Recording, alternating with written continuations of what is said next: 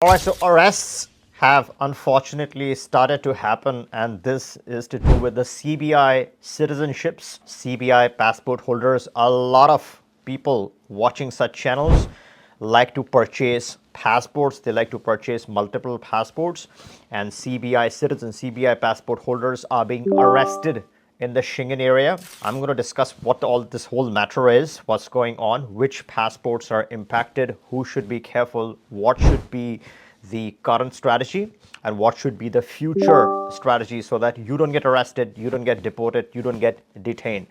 Now, this really impacts this coverage, this video, this topic really impacts 5 CBI passports, and these are the Caribbean citizenships, CBI investments. And specifically, I'm talking about nations of St. Kitts and Nevis, Dominica, Antigua and Barbuda, Grenada, St. Lucia. So the 5 main Caribbean nations. St. Vincent and the Grenadines is not added to this list because, of course, they haven't started selling their passports yet. But the ones that are in production, which are live, which are actively selling passports, are these citizens are being impacted. And this has started off with one nation, and that's Norway. Well, Norway is a Schengen country. So it is part of the Schengen zone. And this started off a few months ago. Since August up until now, there's a pattern. And they are obviously detecting citizens traveling from certain countries. And examples have been from each and every country. So it's not just one isolated instance. It has been multiple and repeated instances of people traveling with these passports being detained, questioned, and being refused entry.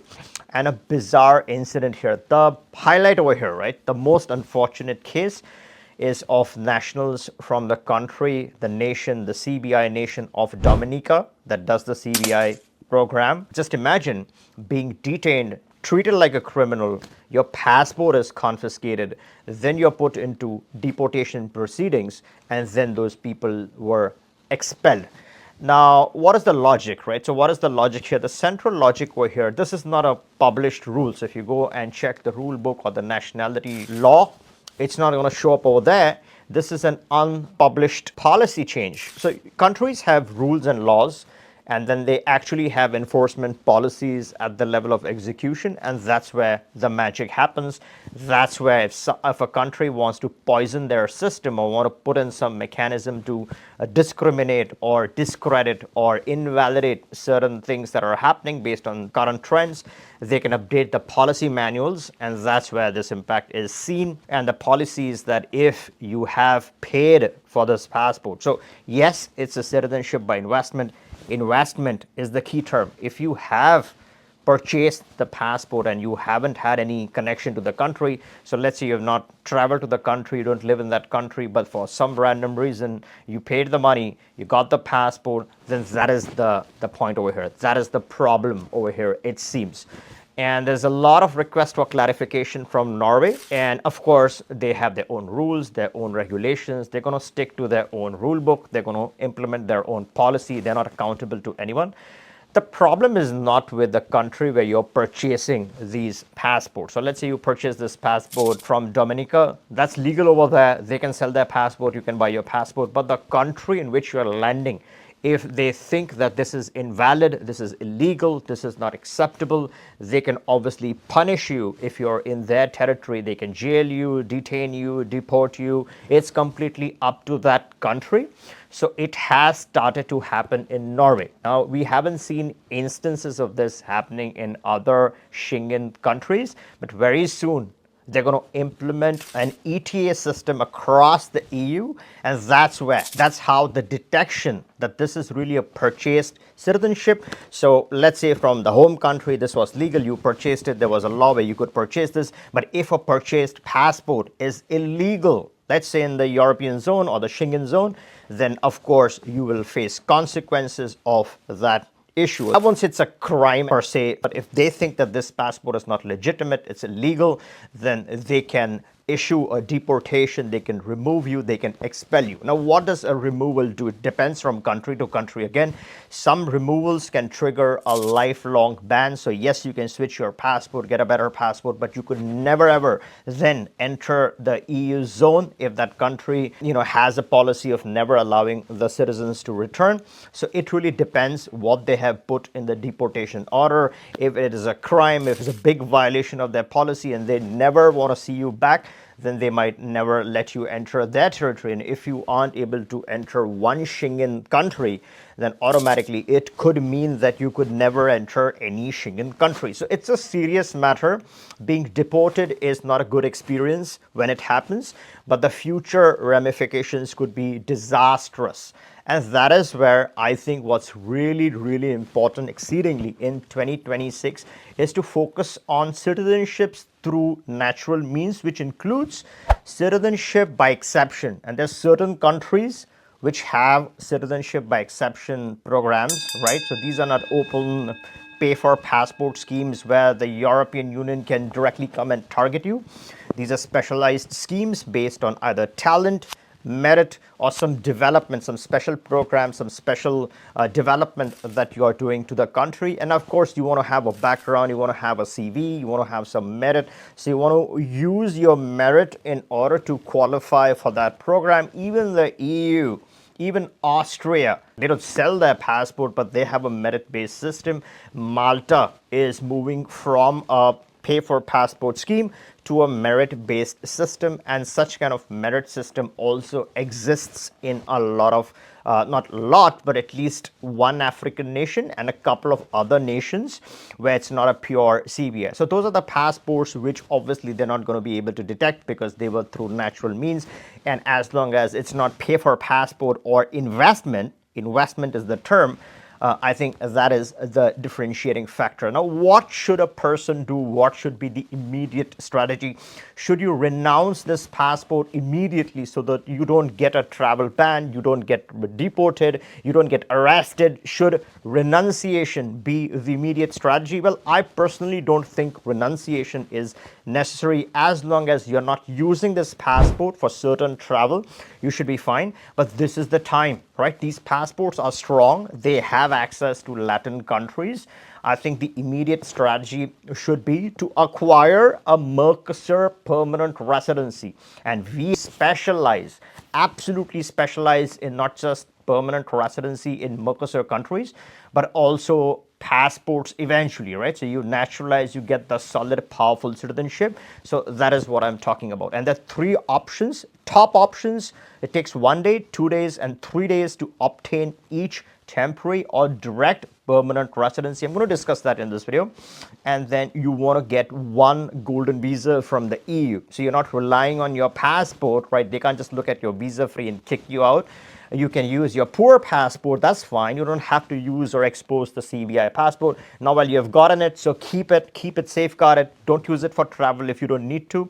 But let's say you have another alternate passport, whether it's your home country passport. Let's say you add a Mercosur residency, and then you also add an EU golden visas. You don't have to live in the Mercosur residency because those are paper residencies anyways. Those are flexible, so easy to manage, to keep in your portfolio. You can easily go there. And then on the European side, in the Schengen zone, if you have a golden visa, you can freely enter any of the Schengen areas. I'm going to discuss three options in the EU, which are the best options in the world, and we specialize. We have teams in those areas where we can secure this at record speeds. Our specialty is the approval rate. 100% approval rates so far in all of the EU areas that we support, and the speed and the accuracy is top notch. Our teams are dedicated, and there's some legal experts that work on different aspects of your case. Now, first, let me start off with the Latin residencies. I'm going to discuss the best one first, and it's the Uruguay permanent residency. Directly starts off with permanent residency, and it takes 3 days of your time. You need to have a visa free to Uruguay to make this simple. If you don't have a visa free to Uruguay, it's a different story. You obviously would take more time. But let's say you have a visa free to Uruguay, And even your Grenada passport or any of these Caribbean passports do have, a lot of these passports have the access to Uruguay. So plan your trip, give us the date, we prepare the application, we do all that is necessary. 99% of you watching, yes, you watching, qualify for the Uruguay permanent residency. It only makes sense to get it as soon as possible. And if you're interested, you know what to do. You can always click the link, book a call. We can have a quick chat and get you started with our legal team in Uruguay, where they can support this end to end and get you the benefit. Now, for Uruguay, the criteria is 1,200 US dollars per month in income. Does not matter whether this is passive income, does not matter whether this is active income or business income. As long as you're getting 1,200 bucks a month, you qualify for this direct permanent residency. And it is a paper residency, so you don't physically have to live in the country. You do need to enter the country once every 3 years, but that's about it. So it's easy to manage. It easily sits in that portfolio. And then if you're looking for citizenship, it takes 3 years for certain people who have family. If you don't have a family, if you're a single individual, then it takes 5 years. And citizenship, of course, you should show some logical connection to the country when you apply for that nationality. There were some issues with their passport. They have been fixed. Now, this is a hot selling cake. This is an amazing, strong, powerful passport which has natural access to most countries in the world. The second on this list, right? The second one is Paraguay. Again, like Uruguay, you have Paraguay. Uruguay is for the elite, is for, let's say, people who want to have a great life, who have the money, who have the means, who have more money to spend. So it's obviously expensive, but you're getting a quality of life in Uruguay. Paraguay is a poor man's back pocket residency. That does not mean anything bad. It just means it's more affordable. Retired people without a lot of cash or income, they're okay with compromising on certain things like the mosquito problem, or let's say some pollution problem, as compared to Uruguay. Mind you, Paraguay is a good option for certain people. I don't want to badmouth it because we do heavy volumes for Paraguay. A lot of my clients are like, hey, I did Paraguay with you. Why are you talking bad about Paraguay? I'm not talking bad about Paraguay, giving you reality as it is, right? So we do the Caribbean options as well. We support those options. But I got to tell you the genuine reality. Times change and options become good or bad depending upon how times change. So I'm not a marketer here. I want to give out the options. I want to tell you what the reality is, honestly and truthfully, and then you decide what you want to get. There's no pushing, there's no marketing, none of that bullshit like some of the other people in this industry. You got to be honest, you got to be true. So Paraguay is the second option. What is the deal? No qualifying criteria. So here, 100%. All of you watching qualify for Paraguay. Low-hanging fruit, does not make sense to not get it. So get it right now if you can before it closes, or then they put some qualifying criteria. Let's say they make this a golden visa at 100K. It'll be priced out of this. You wouldn't be interested in this anymore. So this is the time to secure the Paraguay temporary or permanent. Again, permanent requires a separate declaration, no investment, nothing. Is simply a declaration. We can get the direct permanent residency or the temporary. This one takes 2 days. So Uruguay takes 3 days. This takes 2 days, can be completed with the same set of documents on the same trip, right? So one day you do Uruguay, spend the 3 days, let's say then you fly to Asuncion, spend the 2 days, and you're through.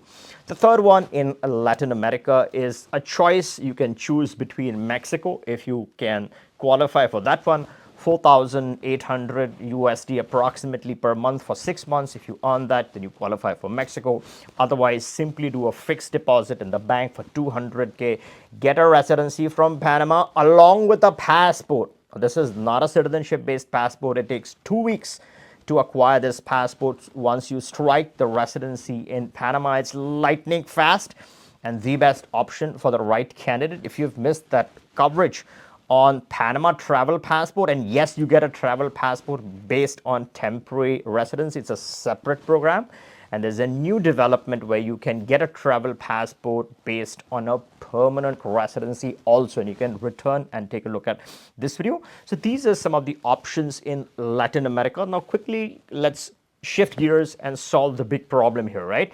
The big problem is EU access. You don't want to expose those Caribbean passports because times are changing, right? So you got to be precautious, you got to be careful, and that's where this is the time to strike the golden visa. There are 3 options.